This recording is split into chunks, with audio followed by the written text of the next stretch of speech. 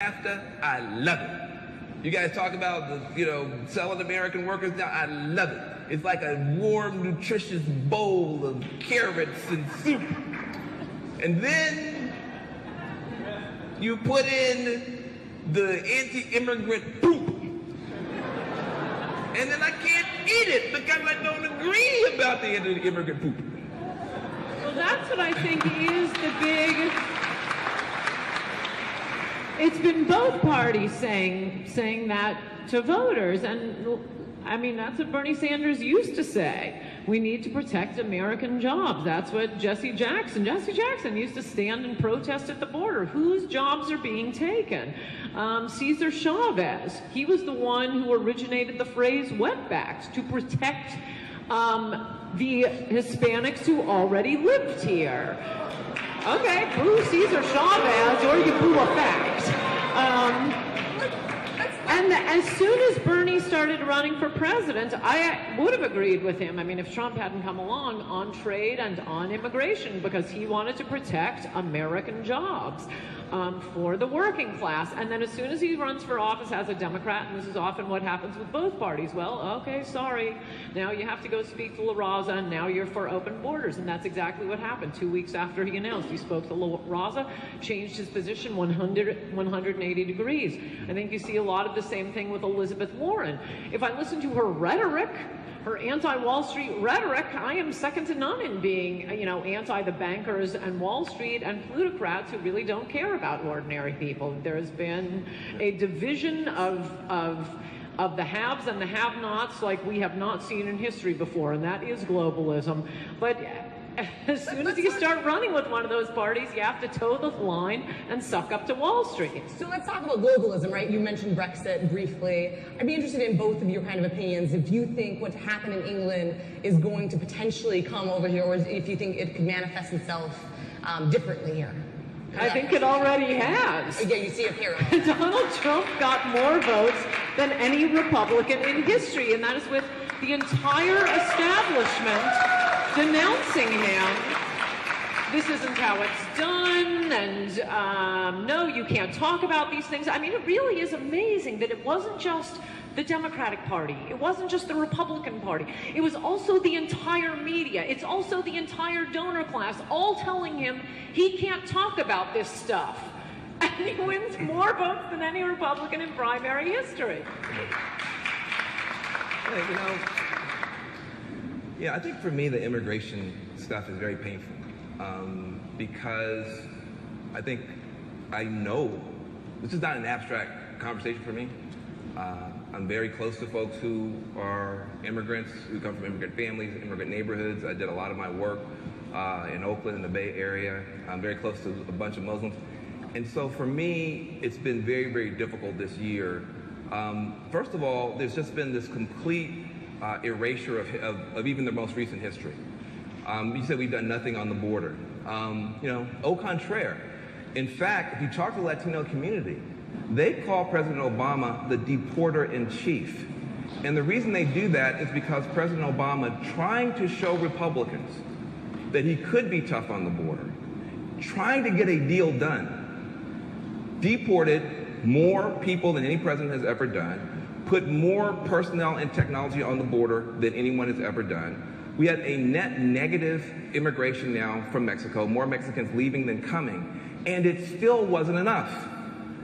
The reason that the president then turns around and says, well, I use executive action to go against my own base, outrage my own base, destroy families in my own base, trying to show you that we could cut a deal. Now I'm going to use executive power to do something to try to make it a little bit better. But we can't even share facts. This is the first choose your news election. You pick your filter gives you your facts, and we can't even agree on the basics. It is not true that we have an open border. It is not true the president hasn't done anything. The problem is he got left at the altar when he did.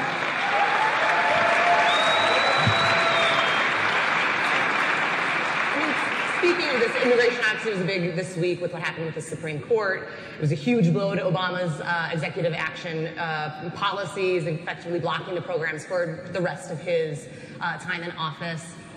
What is your reaction to that ruling? Were you surprised by it? And what impact do you think it was going to have here in the election? I think it'll probably help Donald Trump. I mean, the Brexit election, it wasn't about the trade deals. They can make the trade deals they want to make. Brexit was about immigration. Trump is about immigration. And it's not about not liking immigrants. Nobody's out immigranting me, especially with the Muslims.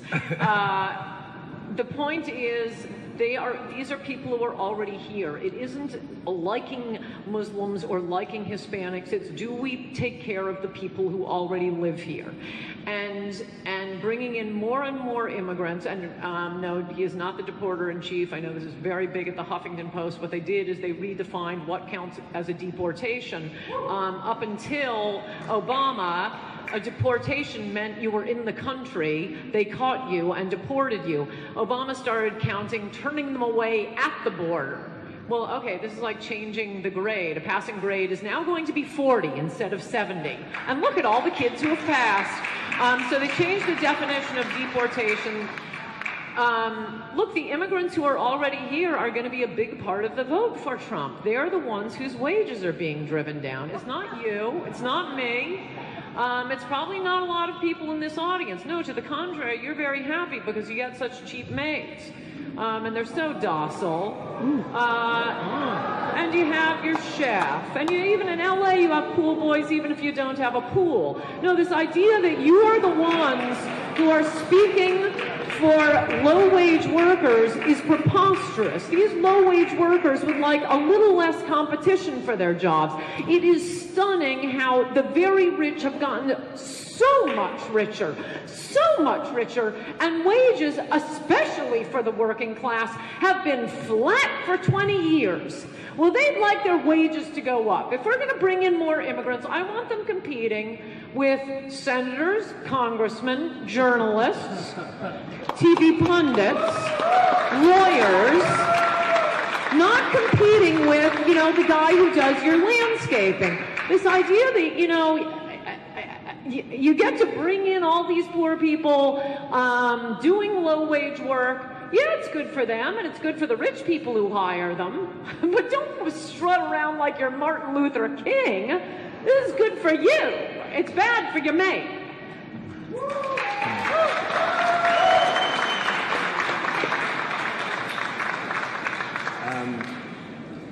So just facts. I'll just try to hang out with the facts.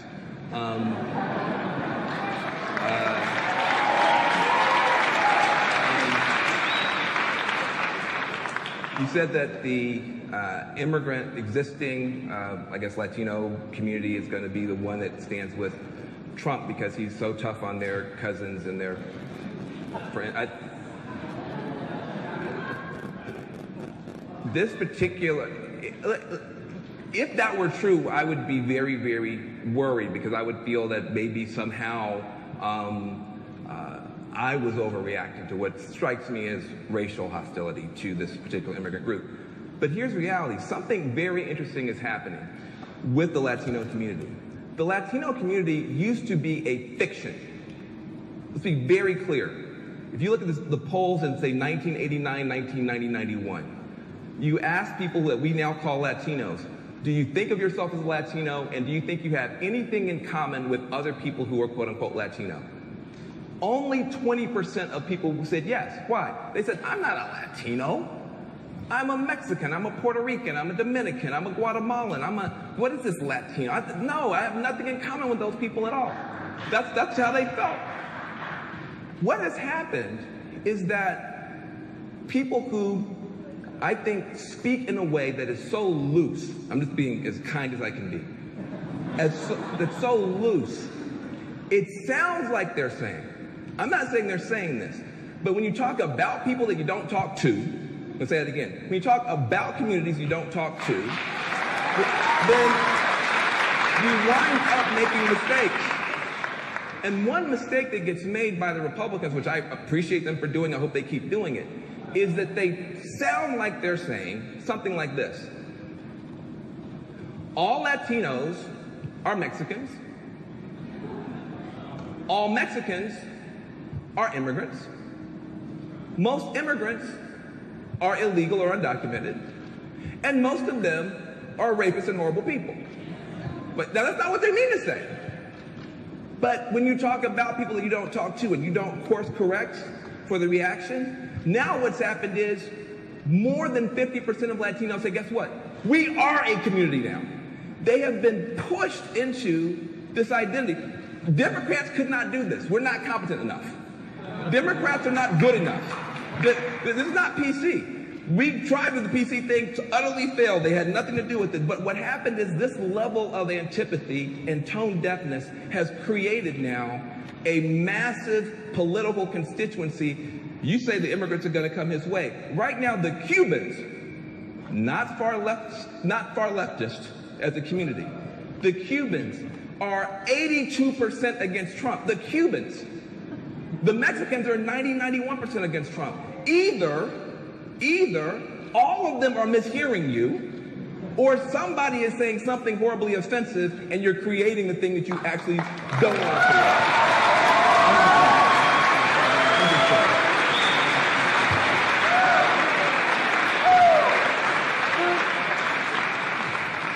First of all, you claim that I'm not talking to these people who go around calling themselves Hispanics. No, I think that's mostly social justice warriors. I do talk to Cubans, Colombians, Dominicans, and Puerto Ricans. And the idea that they do not see themselves as Cubans, Dominicans, Puerto Ricans, Mexicans, and so on is absurd. My argument is not that suddenly all of these groups are going to vote for Donald Trump. It's that you are not helping them. You claim you're speaking for them, but in fact, you're speaking for yourself as the overlord of the more and more cheap labor coming in. The vote isn't going to go, I think, Donald Trump will get the same percentage of the Hispanic vote that, oh, that's right, every Republican always gets. It's 30%. It doesn't matter if you're George Bush, John McCain, Mitt Romney, Jan Brewer, it's about 30%. Now you'll have all of the people who don't think of themselves as Colombians, Mexicans, Cubans. Who won the 2016 Republican nomination, as you know, and as a result of that has a right to impose his immigration views in the country. How did that work? First, I want to say, boy, Donald Trump is right. These dreamers are fabulous. They're great. They're fantastic. I can't wait for them to be our fellow citizens. And yeah, I mean, I think everybody's wondering, where did Lindsey Graham come from? Who nominated him to be negotiating this? He ran for president. He got literally 0 votes, was the first and most vicious in attacking Donald Trump, the candidate. So how is it that he's the one in this? Why does he have a seat at the table at all on immigration negotiations, much less, you know, he's the leader of what the Republicans stand for? And, you know, as I say in my column, it does make any normal observer think the fix is in. Why are other Republican senators allowing this? If it had been back during the Iraq War, Republicans wouldn't have allowed anti-war Republican Chuck Hagel to go and say, oh, he represents our views on the war. We're going to send him in. No, they'd say, no, not him. Don't talk to him. Why is the media talking to him? Why is the president talking to him? He doesn't represent us. But the donors want the cheap labor. I mean, the one thing, Tucker, that's going to be fun if we lose this is watching all of these short-sighted, idiotic businessmen try to do business in a country run by the likes of Kamala Harris and Nancy Pelosi. Yeah, that will be amusing, but sad for the rest of us. So, but if there's a deeper question about democracy here. So if the public has been clear in poll after poll about what it wants and what it doesn't want on the question of immigration, and it went to the trouble of electing Donald Trump against all odds and all predictions, just to express that view, and it still can't get what it demonstrably wants in immigration, is it possible for the public to have a say in this? No, it's amazing. I mean, it is beyond what you just described. I was looking through Nexus transcripts today. The fact that Donald Trump is president, it was utterly implausible. It's like a Hollywood movie. And this isn't the first time. I mean, you keep hearing these phony polls being cited by the media showing that Americans love dreamers. They love them, just like that one you interviewed. Who couldn't love her? They love them. But every time they have an actual ballot, every time for 20 years now, they will vote against bail for illegals, against government services for illegals. They'll vote for Donald Trump. They'll vote for English as the national language when they're this Harvard poll that just came out shows more Americans would like zero immigration than our current immigration policy. But the way they pull off these phony polls is by, I mean, I didn't need to read Saul Alinsky to know that this is not a good way to take a poll. They personalize it. They say, oh, do you want to deport Juanita the maid? They make it about a specific person. No, I want questions like, do you want more or less immigration? Do you think people who break the law should be able to become citizens and start collecting welfare right away? Do you think we should be dumping millions of low-wage workers on the country, which is going to come back? I mean, Trump may think he is a genius, and in some ways he is. He has an uncanny sense for what are popular issues. That's why he won. He may be able to roll over the never-Trumpers, but if he continues down this line, former Trumpers is going to be a much more difficult category for him. You just think in a democracy, you can't ignore what people want forever, or else you're going to get a pretty bad backlash, I think. And thank you for coming on. I appreciate that.